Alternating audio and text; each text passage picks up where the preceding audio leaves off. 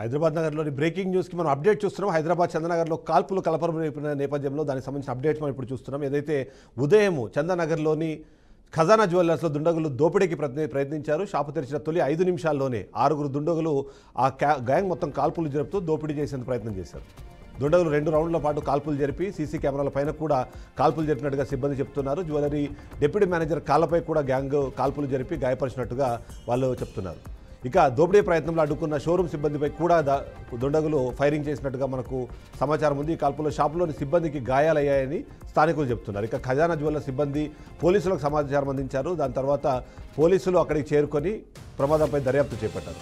ఓవరాల్గా చూస్తే ఉదయం ఎలా ప్రతిరోజులాగానే ఇవాళ రోజు స్టార్ట్ అయింది. కానీ అక్కడ పరిస్థితి మాత్రం ఎంటైర్లీ డిఫరెంట్గా కనిపిస్తుంది. ఎందుకంటే ఉదయం షాపు ఓపెన్ చేసిన 5 నిమిషాల్లోనే కొద్దిమంది దుండగులు డైరెక్ట్గా షాప్లోకి ఎంటర్ అయ్యి కాల్పులు జరపడము, ఆ కాల్పులు జరిపే క్రమంలో అక్కడున్న సిబ్బందిని, అంతేకాకుండా సెక్యూరిటీ సిబ్బందిని కూడా ఇబ్బంది పెట్టే ప్రయత్నం చేశారు. అంతేకాకుండా ఎవరైతే అక్కడ ఉన్న డిప్యూటీ మేనేజర్ ఎవరైతే ఉన్నారో ఆయన కాళ్లపైన కాల్పులు జరిపి మొత్తం ఖజానా జ్యువెలర్స్ని దోచుకునే ప్రయత్నం చేశారు. కానీ పోలీసులకు సమాచారం అంది వాళ్ళు అక్కడికి చేరుకుంటున్నారన్న ఇన్ఫర్మేషన్తో వీళ్ళు అక్కడ నుంచి పారిపోయినట్టుగా సమాచారం అంతా. అందులో ముఖ్యంగా కాల్పులు జరిపిన తర్వాత లాకర్ని ఓపెన్ చేయమని డిప్యూటీ మేనేజర్కి చెప్పడము, ఆ మేనేజర్ దాన్ని తెరిచే లోపే అలర్ట్ అయిన దుండగులు ఎవరైతే ఉన్నారో వాళ్ళు కేవలం వెండి సామాగ్రిని తీసుకొని వాళ్ళు వచ్చిన కారులో పారిపోయారు. అది జహీరాబాద్ వైపు వెళుతున్నట్టుగా సమాచారం ఉంది. అందులో భాగంగానే పోలీసులు ఇప్పటికే ఏదైతే డిస్ట్రిక్ట్ బార్డర్స్ ఉన్నాయో వాటిని అలర్ట్ చేశారు. అక్కడి నుంచి ఎవరు బయటికి వెళ్లకుండా సీల్ చేసే ప్రయత్నం చేస్తున్నారు. అటువైపు వెళ్తున్న ప్రతి వెహికల్ని కూడా క్షుణ్ణంగా పరిశీలిస్తున్నట్టుగా మనకు సమాచారం అందుతోంది.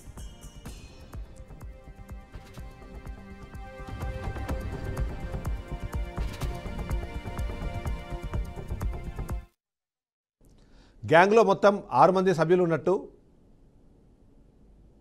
పిస్టల్ ఉంది ప్రతి ఒక్కరి దగ్గర. 6 to 7 మెంబర్స్ ఉన్నారు. 10:40 ఒక్కరినే కాల్చారు, తొడపైన కాల్చారు. రౌండ్స్ అంటే ఇంకా కింద చాలా సార్లు ఫైట్ చేశారు. సిల్వర్ తీసుకెళ్లారు. గోల్డ్ ఏం తెలియదండి. తొడకు తగిలిందండి. నా పేరు సులేమాన్ అండి. నేను ఎగ్జిక్యూటివ్ అండి. ఇక్కడ పిఆర్కే హాస్పిటల్ దగ్గర. సార్ అసలు బేసిక్స్ మరి ఎన్ని గంటలకు జరిగింది ఏం కదా అదొక్కటి చెప్పండి. ఎన్ని గంటలకు జరిగింది? ఎన్ని గంటలకు జరిగింది అదొక్కటి. 10:35, 10:40 సార్ ఊరికైనా కాల్పులు గాయాలయ్యా సార్? సార్ అసలు బేసిక్స్ మరి ఎన్ని గంటలకు జరిగింది ఏం కదా. ఎగ్జిక్యూటివ్ ఎవరైతే ఉన్నారో వాళ్ళు అక్కడ ఉన్న పరిస్థితిని వివరించే ప్రయత్నం చేశారు. ఆ బయట ఇప్పటిదాకా మనం చూసాం. గ్యాంగ్లో మొత్తం 6 నుంచి 7 మంది సభ్యులు ఉన్నట్టుగా షాపు సిబ్బంది పోలీసులకు వివరించారు. అంతేకాకుండా అక్కడ దుండగులు ఘటన జరిగిన తర్వాత జహీరా వైపు పారిపోయారని చెప్పి స్థానికులు చెప్తున్నారు. జిల్లా సరిహద్దుల్లో పోలీసులను అలర్ట్ చేసి దుండగుల కోసం దాదాపుగా 10 ప్రత్యేక బృందాలను ఏర్పాటు చేసి గాలింపు చర్యలు ప్రారంభించినట్టుగా సైబరాబాద్ పోలీస్ కమిషనర్ ఇప్పటికే అనౌన్స్ చేశారు. అనంతరం ఘటనపై కేసు నమోదు చేసినట్టు సిపి వెల్లడించారు.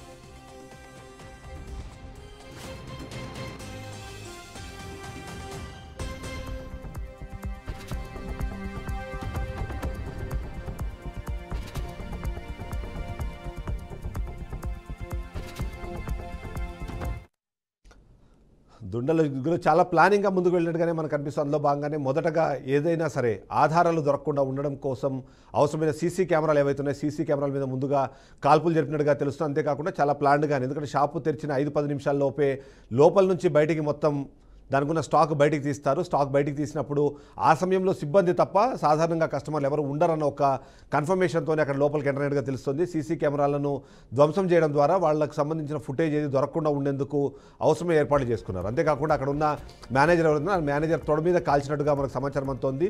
అయితే లాకర్లో ఉన్న బంగారు ఇంకా అప్పటికి బయటికి తీయకపోవడము కాస్త లేట్ అవ్వడంతో కేవలం అక్కడ ఉన్న వెండి సామాన్లను మాత్రమే, వెండి ఆభరణాలు మాత్రమే తీసుకొని పారిపోయినట్టుగా మనకు తెలుస్తుంది.